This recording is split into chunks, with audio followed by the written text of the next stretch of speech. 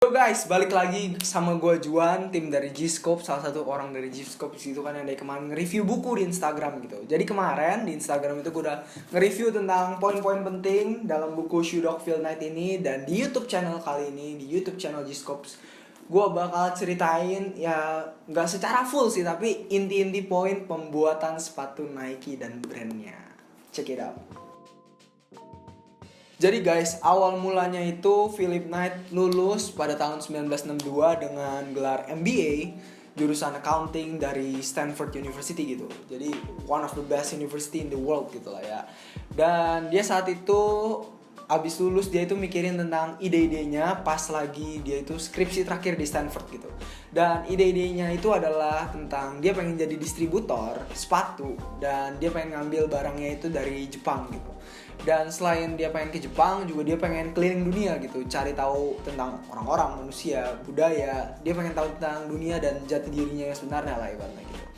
Dan pas itu dia cerita ke orang tuanya, ke teman-temannya dan orang-orang lain di sekitarnya gitu. Dan semuanya tuh kayak, wah kacau sih lu mau pergi ke Jepang gitu kan. Kita kan belum lama selesai perang sama Jepang gitu, Pearl Harbor dibom, Hiroshima, Nagasaki gitu. Banyak yang bilang nanti kalau lu pergi ke Jepang langsung tembak mati gitu kan. Jadi banyak banget tentang. Tapi sampai akhirnya bokapnya si Phil Knight ini, dia kayak mikir kalau misalkan ini tuh adalah sesuatu yang bagus gitu, yang bisa membuat anaknya tuh lebih mandiri dan start a new life ibaratnya gitu kan. Jadi akhirnya dia dikasih pergi ke Jepang dan keliling dunia gitu. Terus awalnya dia itu ngajak temennya yang namanya si Carter kan. Dan dia tujuan pertamanya itu kalau nggak salah dia tuh ke Hawaii kalau nggak salah ya. Dia pokoknya main-main di situ. Dan pada akhirnya dia melanjutkan perjalanan tanpa Carter karena si Carter ini ketemu cewek gitu kan, kecantol, nggak bisa pergi bareng. Jadi akhirnya si Phil Knight sampai di Jepang. Dan di Jepang dia itu ketemu sama dua teman ayahnya, dua GI yang ada di Jepang di situ. Dan si GI ini yang ngasih tahu tentang Onitsuka ke Philip Knight. Dan pada saat itu Philip Knight langsung buat appointment untuk hari esoknya dan dia ketemu sama si Onitsuka Tiger. Jadi dia ketemu sama salah satu eksekutifnya pas hari kedua dia ada di Jepang.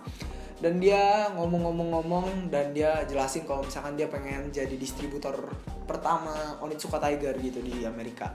Dan pada saat itu Onitsuka awalnya bilang kayak, gue mau yang jadi distributor gue atau yang jadi retail sepatu gue itu adalah seseorang yang udah punya perusahaan atau nama gitu.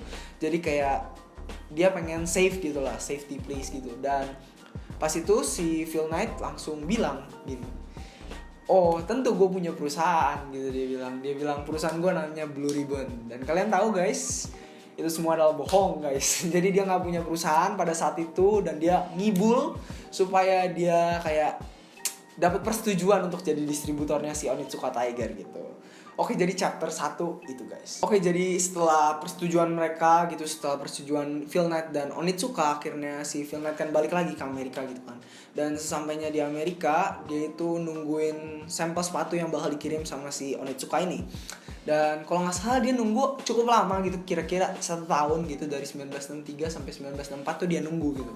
Dan akhirnya sepatunya sampai dan dia puas banget gitu sama sepatunya karena sepatunya bagus, materinya kualitasnya oke gitu, sesuai ekspektasi lah ibaratnya. Dan setelah itu hal yang kedua yang dia lakuin adalah dia itu kasih sampel sepatunya ini ke mantan pelatih larinya di Stanford gitu. Nama pelatihnya itu adalah Bowerman gitu. Bowerman ini adalah seorang pelatih yang benar-benar dedikasiin banget hidupnya tuh ke dalam lari, yang namanya lari sama yang namanya sepatu gitu. Dia benar-benar suka eksperimen sama buat sepatu-sepatu baru gitu lah ya. Terus pas si Bowerman ngeliat sepatu ini, sepatu si Onitsuka Tiger, dia juga terpukau gitu. Dia seneng banget karena mungkin enteng, kualitasnya bagus, warnanya menarik, eye catching gitu kan ya. Dan dia langsung ngajak si Phil Knight buat langsung ketemuan. Dan di saat ketemu, Bowman ngomong, ini kayaknya sepatunya bagusan begini, kayak di remodel gitu lah. Dia kasih notes sedikit. Dan akhirnya mereka setuju tuh antara si Phil Knight sama Bowman. Tiba-tiba aja mereka itu buat partnership gitu. Jadi ibaratnya kayak gimana ya, kayak si Blue Ribbon ini dipegang atau dikuasai sama dua orang, yaitu si Bowman sama Philip Knight. Dan mereka akhirnya mutusin buat ngeluarin $500 masing-masing gitu kan. Start kecil gitu, mulai kecil-kecilan. Mereka beli 300 sepatu Onitsuka Tiger dengan harga satu sepatunya tuh $3,33 gitu. Jadi Akhirnya mereka beli 300 sepatu, mereka jualan gitu kan. Dan very interesting ya, gara-gara si Bowerman ini pelatih lari gitu kan, jadi banyak yang pakai gitu, sampai banyak banget yang kayak datang ke rumah si Phil Knight ini buat cuman buat beli sepatunya si Onitsuka Tiger gitu. Dan 300 sepatu singkat cerita habis, mereka pesen lagi yang kedua kali 600 sepatu, yang which means 100% gitu naiknya gitu kan. Dan mereka jual bener-bener bagus banget hasilnya, sampai pemesanan ketiga atau keempat gitu gue lupa. Dia itu jadi pas dia lagi jualan, tiba-tiba ada satu orang yang ngomong kayaknya ada distributor utama lain selain lo gitu. Dan dia akhirnya cari tahu, ternyata beneran ada, dan disebutnya itu pria Marlboro kalau di buku ini. Jadi Marlboro Man lah ibaratnya gitu kan. Marlboro Man ini ngaku kalau misalkan dia itu jadi distributor utamanya si Onitsuka Tiger di Jepang gitu. Dan di sini abis ini gue bakal jelasin gimana caranya mereka regain trustnya si Onitsuka dan bisa jadi distributor lagi. Chapter 2 selesai. Jadi chapter 3 singkat cerita, dia udah balik lagi ke Jepang si Phil Knight ini, dan langsung buat appointment sama si Mr. Onitsuka gitu kan. Jadi akhirnya dia nyampe di meja konferensi si Onitsuka gitu, dan dia ketemu sama wajah baru gitu, eksekutif yang sebelumnya tuh dia nggak pernah lihat gitu. Dan udah dia ngomong-ngomong singkat-singkat gitu kan, pembukaan, sampai akhirnya Mr. Onitsuka tuh datang gitu. Mr. Onitsukanya udah datang, dia tuh jelasin kayak kenapa dia itu cocok sebagai distributor utamanya di Amerika gitu kan. Dia jelasin kalau misalkan penjualnya itu tiap pemesanan tuh naik 100%, dari 300 sepatu ke 600 sepatu ke 1200 sepatu. Jadi kayak selalu naik 100% ibaratnya gitu lah ya. Dan dia juga bilang kalau misalkan ide-ide si Bowerman tentang sepatunya itu membuat sepatunya itu makin berkualitas gitu, makin bagus. Karena jadi sebelumnya itu si Bowerman kan ngasih notes tentang sepatunya, apa yang mesti dirubah, mungkin modelnya harus gimana, apa yang gak perlu dipakai. Jadi sehingga menciptakan sepatu-sepatu baru gitu, dan itu tentunya meningkatkan presentasi penjualannya si Onitsuka Tiger gitu. Dan kalau kalian tahu guys, jadi tuh si Bowerman ini tuh salah satu inovator atau pencipta sepatu Cortez gitu. Jadi kenapa bisa ada Asics Cortez atau Onitsuka Cortez sama Nike Cortez? Dan kenapa bisa mirip? Ya karena si Bowerman inilah penciptanya gitu kan. Dan setelah dijelasin gitu, akhirnya si Onitsuka ini mikir-mikir dan dia setuju. Akhirnya dia ngomong, ya udah, akhirnya Philip Knight dan Blue Ribbon bakal jadi distributor sepatu Onitsuka di bagian barat Amerika, dan si pria Marlboro ini bakal jualan di bagian timur Amerika. Dan chapter 3 selesai. Namanya Jeff Johnson. Dia adalah orang yang dikenalin sama si Bowerman ke si Philip Knight gitu buat jadi satu orang tambahan di perusahaan si Blue Ribbon ini gitu kan. Jadi abis dia dapat persetujuan untuk jualan di West Coast bagian Amerika Barat gitu kan, dia itu nambah satu orang baru namanya si Jeff Johnson gitu kan. Dan si Jeff Johnson ini sama maniaknya kayak si Bowerman gitu, dia gila banget sama yang namanya sepatu gitu. Dia benar-benar tulis kayak ini sepatunya mesti gimana, dan dia niat banget jualan sepatu itu. Jadi tuh sekitaran tahun 1965 sampai 1966 penjualan mereka tuh benar-benar gila banget, benar-benar melejit banget, sampai naik 100% sampai bank tempat si Philip Knight dan Blue Ribbon minjem duit itu sampai bilang kayak, lu tuh minjem, tiap kali minjem selalu nambahnya tuh 100%. Kayak misalnya gue pinjam $800 nih, terus peminjaman selanjutnya gue pinjam $1.600 ibaratnya gitu. Kayak banyak banget gitu kenaikannya gitu, kayak gak ada keseimbangan, gak ada balance ya, which means di saat itu buat bank-bank Amerika tuh not safe gitu kan. Ya pokoknya singkat cerita, penjualan tuh bener-bener gila banget, mantap banget, sampai dia sukses berat gitu ibaratnya. Terus si Jeff Johnson nih kebetulan dia itu kena masalah, dia cerai sama istrinya sehingga dia kayak pindah tempat gitu, pindah rumah gitu. Dan akhirnya dia buat office, jadi sekalian tinggal sekalian office-nya dia buat jualan si sepatu Onitsuka Tiger ini. Dan dia itu jualannya tuh benar-benar banyak, jadi ke sekolah-sekolah, ke atlet-atlet, jadi benar-benar kesebar banget. Dan sampai dia melanggar kontrak atau perjanjian sama si Onitsuka gitu, yang seharusnya dia jualan cuma di bagian barat, tapi ternyata pelanggannya itu sampai ada di bagian timur gitu, di bagian east gitu kan. Dan dia jualan sampai sebenarnya tuh si Philip Knight itu udah bilang kayak, sebenarnya lo nggak boleh jualan di daerah east gitu karena ini punyanya si Marlboro Man gitu kan. Tapi dia tetap gak dengerin, sampai tiba-tiba guys si Marlboro Man ini tuh nggak mau kalah, dia akhirnya jualan juga di daerah West gitu. Dan Marlboro Man ini tuh seinget gua dia itu mantan artis atau mantan apa gitu, pokoknya dia terkenal gitu, sampai akhirnya dia buat kayak iklan senasional gitu, iklan nasional bener-bener kayak seluruh nasional tuh bisa lihat kalau misalkan dia yang jualan Onitsuka Tiger gitu kan. Dan kembali masalah kedua yang ditemuin sama Blue Ribbon dan Philip Knight adalah penjualan mereka tuh menurun gara-gara si siapa namanya, si Marlboro Man ini gitu kan. Dan ya mereka nggak terima dan akhirnya Philip Knight pun kembali lagi ke Jepang. Ya selalu begitu ya, berulang masalah kembali ke Jepang, berulang masalah kembali ke Jepang. Dan chapter 4 selesai. Jadi dia kan balik lagi gitu kan ke Jepang dan kembali dia buat appointment lagi di perusahaan Onitsuka gitu kan. Dia ketemu sama orang yang namanya Kitami yang merupakan eksekutif baru lagi teman-teman. Dan si Kitami ini tuh sebetulnya ya jujur aja gue benci banget sama nih orang. Dan lu bisa tahu nanti di chapter-chapter berikutnya. Ya singkat cerita si Philip Knight ini ngomong kalau misalkan dia itu adalah orang yang layak buat jadi distributor utama. Ya pokoknya bullshit gitulah ya. Dan si Kitami bilang kayak si Mr. Onitsuka ini, bos gue ini pengennya tuh jual bener-bener the whole nation gitu. Maksudnya dijual di seluruh tempat yang ada di Amerika gitu. Dan pada saat itu juga si Philip Knight dan Blue Ribbon ini kan cuma jualnya di daerah West dan beberapa di daerah East. Jadi yang di East pun sebenarnya nggak semuanya kejangkau gitu teman-teman. Dan akhirnya singkat cerita kesalahan kedua yang dibuat oleh Philip Knight adalah dia kembali berbohong teman-teman kalau misalkan dia itu punya office di daerah East gitu, di daerah timur gitu kan. Dan saat itu dia sebenarnya bimbang ya, sebenarnya ini benar kayak gerakan yang benar-benar beresiko gitu. Karena pertama setelah si Marlboro Man itu pasang iklan, penjualannya turun, jadi otomatis duitnya tuh berkurang gitu. Dan dia itu gak bisa bayar namanya apa ya, bayar ke bank gitulah buat pinjaman dia gitu. Dan si bank ini juga nggak mungkin ngasih pinjaman lagi, toh pinjaman sebelumnya belum dibayar gitu. Jadi benar-benar sebetulnya ini not possible gitu buat beli office di daerah timur. Bukan cuman office-nya doang, tapi nggak ada orang juga di daerah timur gitu. Jadi akhirnya bodo amat, dia nggak peduli, dia tetap bold gitu kan, dia straight forward.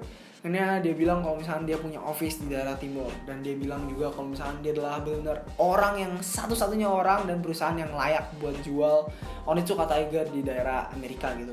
Jadi itu sekitaran tahun 1966 tengah sampai Desember gitulah ibaratnya ya. Jadi akhirnya mereka setuju gitu kan, mereka setuju. Dan sekarang teman-teman masalahnya adalah yang itu, beli office sama beli lagi, cari orang gitu kan, cari orang siapa yang bakal kontrol di daerah timur gitu. Jadi dia balik ke Amerika, dia ngomong, mikir, akhirnya sampai dia mutusin buat akhirnya Jeff Johnson yang pergi. Awalnya tuh Jeff Johnson nggak mau banget, gara-gara dia udah punya di daerah West yang office-nya dia tuh udah benar sebenarnya laku gitu, udah banyak orang datang, banyak yang beli gitu. Dan tiba-tiba dia suruh dipindah ke daerah timur gitu, yang dia nggak tahu siapa di situ kan. Jadi ya debat, akhirnya dengan kenaikan gaji, akhirnya si Jeff Johnson rela buat pindah ke daerah timur gitu. Gue lupa daerah timurnya di mana, tapi yang jelas tuh deket, gue lupa. Dan si yang tempatin di tempatnya si Johnson ini yang di daerah West itu adalah seorang yang namanya tuh Woodle. Dan Woodle ini juga adalah mantan pelari yang pernah dilatih sama si Bowerman gitu. Jadi chapter 5 itu guys. Jadi tadi itu kan ceritanya itu sampai di 1966 akhir ya teman-teman. Dan di 1967 sampai 1969 di buku ini sebenarnya ada banyak cerita, tapi gue pengen skip aja karena itu cerita percintaannya dia sama istrinya gitu kan, si Penny Park kalau nggak salah. Dan ya di 1970 dia kembali ke Jepang, dia dipanggil sama Mr. Onitsuka dan kembali ke meja konferensi. Si Mr. Onitsuka cuma ngasih 3 gini gitu kan, dia cuma 3. Abis itu dia speech aneh-aneh gitu, dia bilang kayak Blue Ribbon udah jadi distributor yang baik, dia udah bring profit to the company gitu kan, terus setia loyal gitu, pokoknya ya ngomong memuji gitulah. Dan pada akhirnya dia ngomong kalau misalkan dia itu pengen buat 3 tahun kontrak sama si Blue Ribbon dan Philip Knight ini untuk tetap jadi distributor utamanya di Amerika gitu kan. Oke, dia benar-benar seneng banget si Philip Knight gitu kan. Dan saat itu juga dia udah pindah bukan di bank di Portland tapi di Bank of California gitu, which means uangnya tuh tetap ngalir gitu kan. Dan singkat cerita juga dia balik ke Amerika dan dia jualan lagi. 1 tahun pertama dalam kontrak itu teman-teman, semuanya tuh benar-benar berjalan smoothly gitu. Tiap kali pemesanan selalu naik, pemesannya selalu naik. Selalu tuh 100% gitu, sampai dia bilang tuh kayak my life is growing gitu. Kalau misalkan gua nggak grow, ya gua mending mati gitu. Jadi ibaratnya dia pengen terus bergerak gitu ke arah yang lebih baik gitu. Dan sampailah pada masalah berikutnya di tahun 1970 akhir atau 1971 awal gitu, dimana setelah 1 tahun berjalan dengan lancar, ada ini desas-desus gitu kalau misalkan ada distributor yang baru gitu yang si Onitsuka bakal pakai di Amerika gitu. Dan si Philip Knight ini kayak bingung gitu kan, padahal mereka udah kontrak jelas-jelas 1 tahun yang lalu kalau misalnya mereka bakal jadi distributor selama 3 tahun full gitu. Tapi tiba-tiba kan ada desas-desus seperti ini gitu kan. Akhirnya dia awalnya telepon ke si teman baiknya yang ada di perusahaan Onitsuka, namanya itu Fujimoto gitu kan. Dia telepon, dia tanya apakah benar, dan si Fujimoto ini bilang kalau misalkan benar. Dan inilah kenapa gue benci Kitami. Dan Kitami itu adalah orang yang menyusun strategi untuk mencari distributor lain yang ada di Amerika. Gue nggak tahu either dia bisa dapat komisi atau main duit sama distributor yang lain, atau enggak dia itu benar-benar nggak demen aja gitu sama Phil Knight gitu. Sampai akhirnya si Phil Knight ngomong maksudnya apa, dan Kitami akhirnya datang gitu kan. Kitami akhirnya datang ke Amerika, dia kunjungin tempat barunya si Phil Knight. BTW abis dia balik dari yang 3 tahun kontrak itu, dia cari office baru sama si Woodall dan dia pindah ke pabrik di Tigard. Ya, pokoknya dekat Portland situ lah. Dan pas dia udah ketemu sama si Kitami gitu kan, dia ngomong, tapi tuh si Phil Knight itu tuh belum 100% percaya kalau misalkan si Kitami ini tuh kayak betray dia gitu. Dia kayak nggak mungkin lah, masa perusahaan gede gini betray gue gitu ibaratnya. Jadi dia pengen cari tahu, sampai akhirnya pas di office-nya dia yang ada di Tigard itu, si Kitaminya lagi pergi ke toilet, dan si Phil Knight ini nyuri berkas tentang distributor yang bakal si Kitami kunjungin gitu di Amerika. Jadi dia curi tuh dari briefcase si Kitami, pas Kitaminya nggak ada dia curi. Gue bilang gila juga nih orang gitu kan. Kayak maksud gue ini tuh benar-benar tentang kerjasama antara 2 perusahaan yang udah punya nama dan cukup gede gitu. Dan kalau misalnya sampai ketahuan kan, wah kacau juga gitu kan. Akhirnya dia curi, sampai akhirnya dia udah tahu kalau misalnya Kitami benar-benar nusuk dia dari belakang, dan dia akhirnya masukin lagi si berkas-berkas itu ke briefcase-nya dia gitu. Dan selanjutnya teman-teman, ini adalah permulaan dari Nike. Chapter 6. Masalahnya tuh jadi makin parah setelah si Kitami itu nyari distributor lain. Selain masalah itu, dia punya masalah juga sama si perbankan. Jadi Bank of California tuh dia ada masalah lagi. Tapi belum kayak nggak putus kontak, tapi masih ada selek gitu, jadi ada selek. Dan dia akhirnya nyari sumber pinjaman baru yang pas itu adalah Nissho Iwai gitu. Si Nissho Iwai ini adalah salah satu perusahaan trading terbesar yang ada di dunia, dan pada saat itu dia buka cabang di Amerika dan dekat Tigard. Dan akhirnya si Phil Knight datang, dia ketemuin orangnya, ngomong, dan dia benar-benar setuju banget sama si Phil Knight ini. Maksudnya si Nissho sama Blue Ribbon ini punya kayak satu jalan gitu, searah gitu. Jadi akhirnya mereka tuh cocok. Akhirnya dia sama yang namanya Sumeragi, one of the executive of the Nissho Iwai company gitu kan. Dia itu kayak bilang, si Sumeragi dia bilang kayak, udah dibanding lu di backstep lagi, mendingan lu kayak buat sesuatu yang baru gitu. Dia kayak cari pabrik baru dan buat brand baru. Dan akhirnya mereka pergi ke Jepang gitu. Dan di Jepang itu mereka kurang nemu pabrik yang bagus. Lanjut ke Puerto Rico kalau nggak salah, dan sama hasilnya dia nggak ketemu juga yang cocok. Dan terakhir akhirnya dia ketemu di New England, dan di New England dia ketemu sama si Gian Pietro. Dan Gian Pietro ini adalah shoe dog teman-teman. Jadi shoe dog ini apa? Shoe dog adalah orang yang benar-benar maniak sama sepatu, benar gila sama sepatu. benar-benar ibaratnya kayak craftsman banget lah. Ibaratnya dia tahu sol yang bagus apa, model yang bagus kayak gimana, cara tahan supaya lebih lamanya gimana. Pokoknya ibaratnya bisa dibilang master of shoe atau god of shoe lah, shoe dog gitu ibaratnya. Nah, namanya si Gian Pitro gitu. Dan lewat desain-desainnya si Johnson yang baru sama desain-desainnya si Bowerman, akhirnya mereka membuat sepatu baru gitu di pabrik itu. Dan selanjutnya kita tunggu di chapter 9. Oke, jadi abis ketemu pabrik di New England sama si Gian Pitro, akhirnya mereka mulai produksi berdasarkan desain-desainnya si Bowerman dan juga si Jeff Johnson ini. Dan akhirnya sekarang mereka itu harus menentukan nama brand dan juga logonya mereka, logo sepatunya mereka. Dan pertama si Philip Knight ini ngusulin namanya itu bakal jadi Dimension 6. Tapi banyak banget yang gak setuju, teman-teman di perusahaan Blue Ribbon semuanya gak setuju karena menurut mereka itu alay atau norak gitu lah ibaratnya ya. Dan akhirnya mereka bukan memutuskan sih, tiba-tiba ada satu orang yang nyeletuk kalau misalkan dia itu mimpi tentang satu nama, yaitu Nike gitu. Nike ini bagus gitu artinya, selain artinya itu Goddess of Victory, dia juga berhubungan sama Goddess of Athena yang Goddess War gitu. Jadi itu bagus banget lah namanya dan semuanya langsung setuju gitu. Ya Philip Knight gara-gara pas itu waktunya kepepet, ya akhirnya dia go with the flow gitu. Setelah namanya udah ada nih, dia mikirin soal lambangnya gitu, lambang atau logo brandnya. Jadi dia itu pernah ngajar di Portland University gitu pas itu. Jadi dia ketemu istrinya di situ dan dia ketemu satu orang lagi, cewek. Dan satu orang ini adalah desainer, gue lupa namanya siapa. Dia itu yang ngedesain logo Nike gitu. Jadi akhirnya dia kontak situ cewek. Akhirnya diserahin sama situ cewek beberapa logo. Dan ada satu yang menarik buat si Blue Ribbon Company itu adalah yang centang, teman-teman. Yang centang dan mereka bilang itu swoosh gitu, swoosh. Kayak centangnya itu kayak melambangkan swoosh. Dan setelah beberapa lama dia mikirin tentang arti swoosh gitu karena dia pengen punya makna di balik logo dan brandnya itu gitu. Selain Goddess of Victory, si Nike-nya sendiri, si lambangnya, si swoosh ini tuh melambangkan kayak efek kalau misalkan gue lari kenceng banget, abis itu gue ngelewatin orang dan efek gue ngelewatin orang itu, yang centang itu yang swoosh. Jadi sebenarnya lambang Nike itu sebenarnya kayak melewati seseorang gitu ibaratnya. Dan abis itu singkat cerita pokoknya mereka kelar produksi dan punya beberapa sampel, udah cetak logo dan brand di boxnya, di sepatunya. Akhirnya mereka kalau nggak salah tuh ke pameran sepatu atau ke lomba lari gitu dan mereka promosiin sepatunya di situ.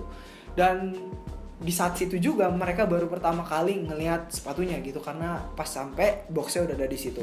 Jadi pas mereka ngelihat, mereka benar-benar shock teman-teman. Mereka benar-benar kayak sepatu apa ini? Jelek banget gitu. Karena pertama mungkin soalnya terlalu tipis dan yang kedua tuh warnanya itu ngejreng banget gitu. Warna oranye tuh kayak benar-benar warna oranye yang udah dicat tapi benar-benar terang sampai kelihatannya kayak tuh oranye tuh belum kering gitu.